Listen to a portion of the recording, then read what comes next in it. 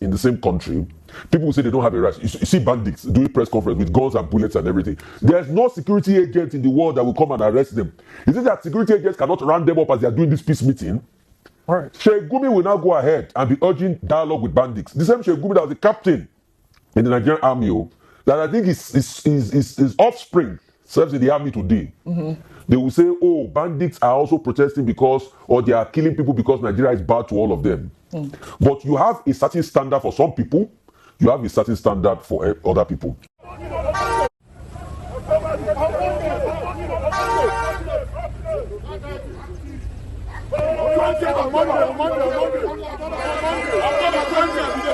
It's very easy here today, and this is our 6th market in 2 days. This is the 6th market we are visiting in 2 days to mobilize people to free Nnamdi Kanu on Monday. We are not demanding for pardon. Don't get us wrong. We are not begging Tinubu to release Nnamdi Kanu. We are asking that Nnamdi Kanu should be released from unjust, illegal detention by the Nigerian government, who kidnapped him from Kenya. The Nigerian government is made up of a lot of kidnappers. They are not only kidnapping Nigeria, they are kidnapping from Kenya. International kidnappers. Yes. We have asked them to release Nnamdi Kanu. And we want to make it very clear. We are asking them to release him on or before 20th, Monday.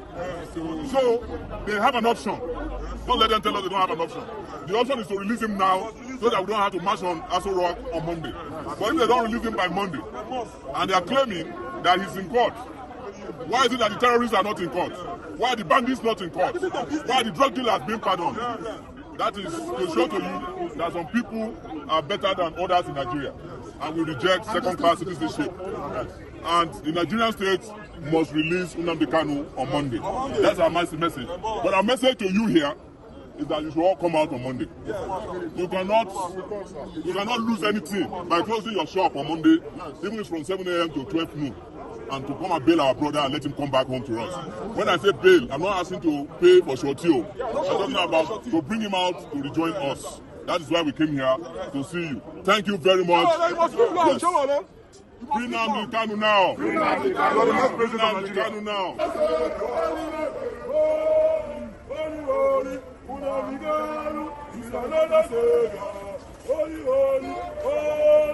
Okay, my wonderful people, you all are welcome. So my people, today is the day 2 of the Free Nnamdi Kanu Now movement. Showore and others are really mobilizing in Abuja, going into different markets to advocate for Nnamdi Kanu freedom. So there's this particular news from Showore that actually caught my attention. He took it on his page saying, we have received reports that the official DSS in a state of desperation is attempting to intimidate and harass market leaders in Abuja, where we have been mobilizing since yesterday in preparation for the planned action on Monday, October 20th to free Nnamdi Kanu now.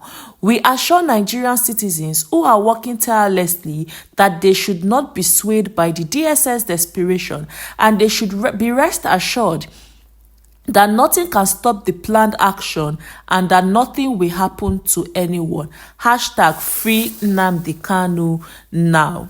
My people, you know, and this process of a thing, person guys get mind before you go do this thing. If true, this thing where Showore say DSS they do to intimidate people from protesting against the freedom of Nnamdi Kanu, then that one not too good. It not too good. My people, Nigerians get a lot to talk about this particular matter, so I go leave and make una watch wetin Nigerians get to talk, and at the end of the video we go come talk wetin be our own opinion. Make una also not forget to drop una own thoughts for the comment section. Make we dey listen. The hashtag Free Nnamdi Kanu has now taken center stage on X. Human rights activist Omoyele Sowore officially began mobilizing crowds for his planned hashtag Free Nnamdi Kanu march protest to the presidential villa set for next Monday, October 20th, to demand the release of the detained leader of the indigenous peoples of Biafra. Well, in the video posted on Showore's X account, Kanu's special counsel, Barrister Aloy Ejimako, is seen speaking to the crowd as they sang songs of solidarity with Showore's name. Let's take a look. I have decided whatever you think that on the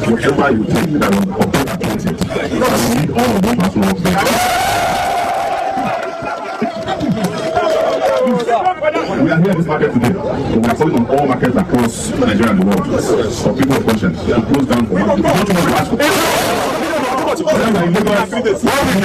We have been closing markets every Monday. We need one more Monday. It's not about closing down the market, it's about bringing Nnamdi Kanu. And we are not doing this because we are not doing it by answer. We are doing it because we are the people of the world, not even Nigeria.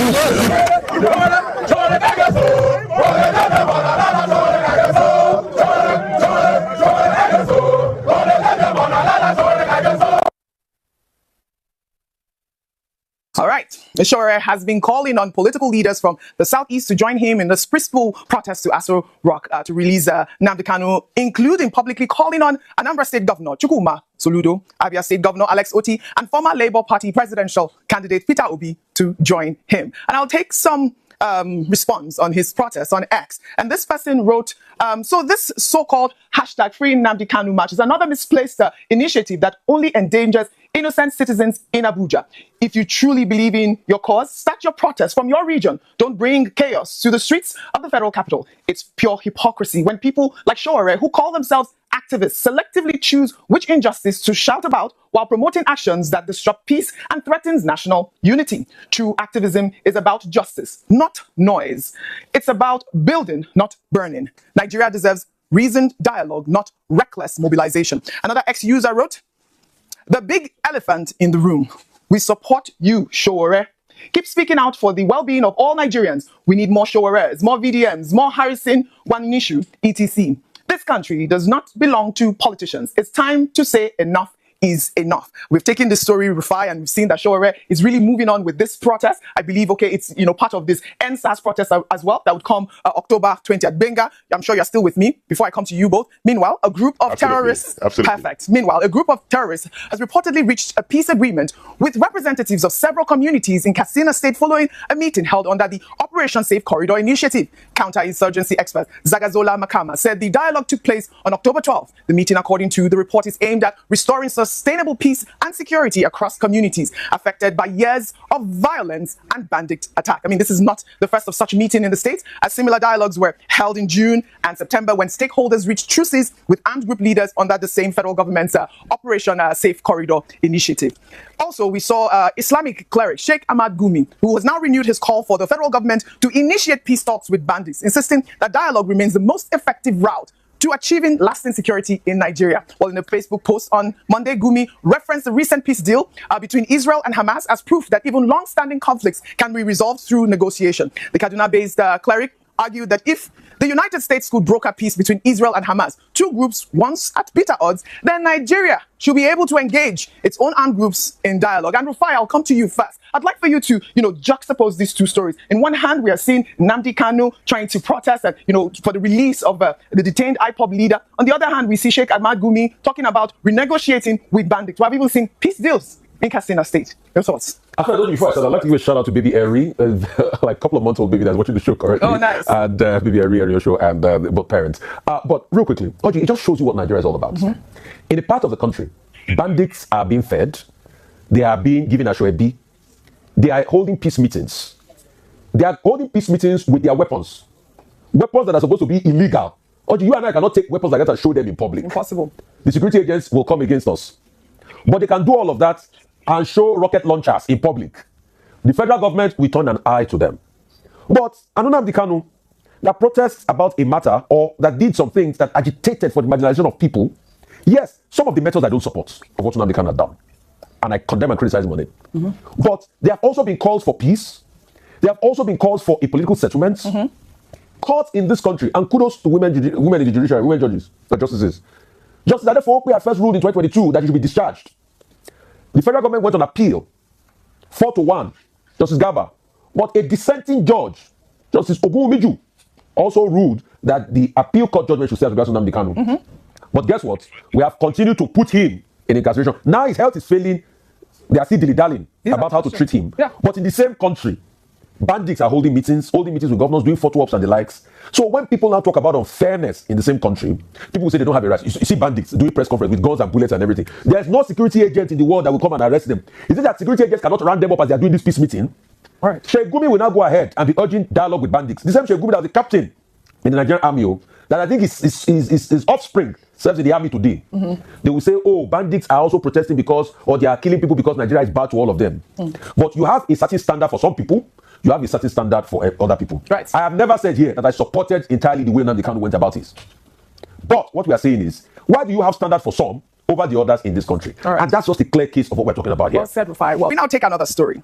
President Bola Ahmed Tinubu has eulogized his son, Sheyi, as he turned 40 on Sunday, October 12, expressing happiness that his son has grown into a man the entire family is proud of for imbibing values of discipline, integrity, and hard work. In a 6-paragraph tribute issued on Sunday, the president thanked Almighty God for his son's life and the man he has become, noting that Sheyi has walked his path with focus, courage, and humility. The president described 40 as a special age that bridges youthful drive and the more profound wisdom that life brings. Tinubu also expressed pride in the family Sheyi is building with his wife, Leah, his devotion as a husband and father, and his commitment to making a difference in his generation. I'll say a happy birthday to Sheyi Tinubu. Well, in celebration of Sheyi Tinubu's birthday, 1 million copies of the Holy Bible are set to be distributed across Nigeria. The initiative was announced on Sunday during a Thanksgiving service at the National Christian Center, Abuja, organized by Friends of Sheyi Tinubu. The organizers said the Bibles will be shared through churches and community groups nationwide to promote moral renewal, ethical leadership, and civic responsibility among young Nigerians. Well, this announcement has generated public reactions, especially on social media. I'll take some, Rufai, before I come to you. And there's a lot of misplaced, comments that were made by this actual announcement, because obviously Sheyi, these are Sheyi's friends that organized this whole Bible distribution. I'll take this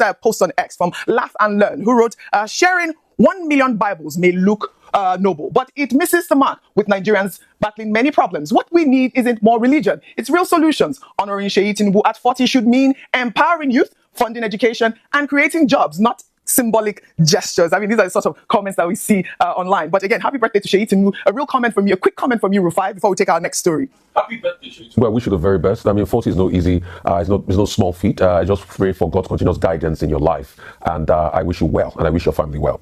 But sharing the Bible, yes, it's a good gesture. But you see, my problem is this. Sharing Bible for people that don't read Bible, or they read Bible and don't practice what is in the Bible, is an exercise in futility. Because if people, with the number of people that go to church and mosque in Nigeria today, and with the country of many bishops that we have that come out during election period, if we really practice what is in the Bible, our lives will not be like this. Accountability issue will not be the order of the day. Forgery will not be the order of the day. Corruption will not be the order of the day. So it's not by sharing Bible. It's by having a renewal of our hearts that will make this country a whole lot better. But we can't also stop his friends from sharing Bible. That's what they deem fit to share. Maybe it will start a rekindling or a revolution in their heart. But on the flip side of it, they also should be careful. Because some people will now see it along religious lines, which should not be the case. And that's why we should be careful. But I don't see anything wrong in sharing Bible. But please, it is in imbibing what is in the Bible and living by the tenets of the Bible.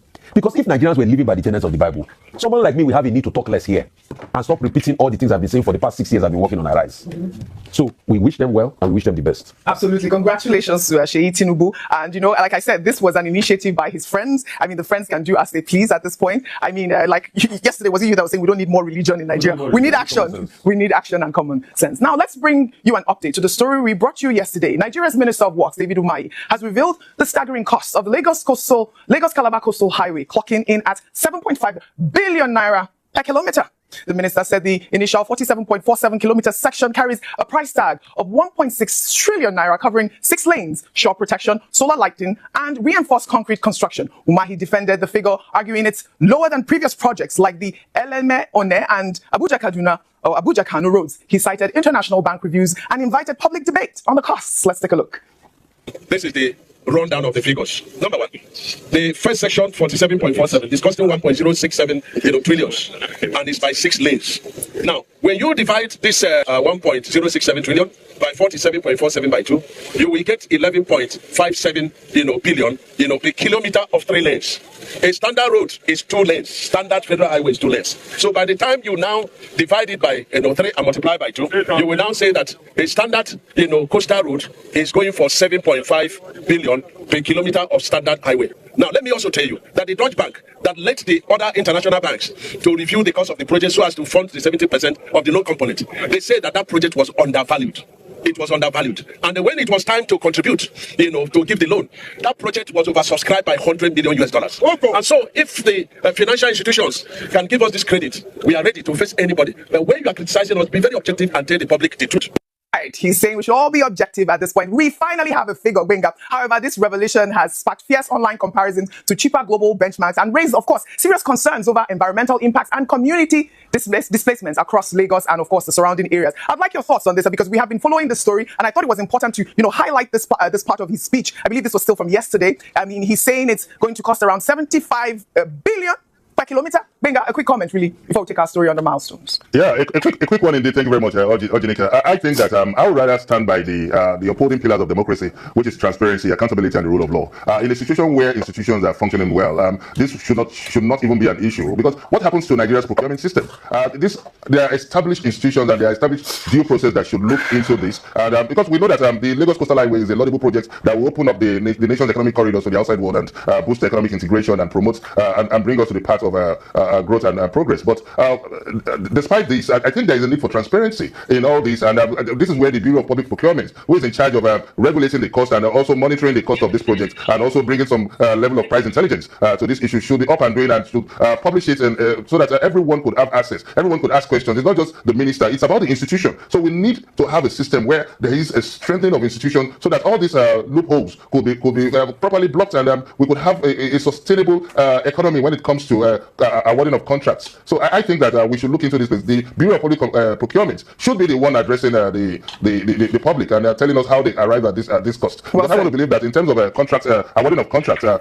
This matter get a CB, you get a CB, but no fit say DSS get right to intimidate Nigerians with the protest. As long as say the protest no dey harmful, they know they burn houses, they know they cause nuisance, they just won't add their opinion. I feel say citizens, they get right to freedom of speech, Abi. Yes, they get right to freedom of speech. Anyways, my people, wetin una think about this matter? Wetin una think? Make una leave una thought down there for the comment section, okay?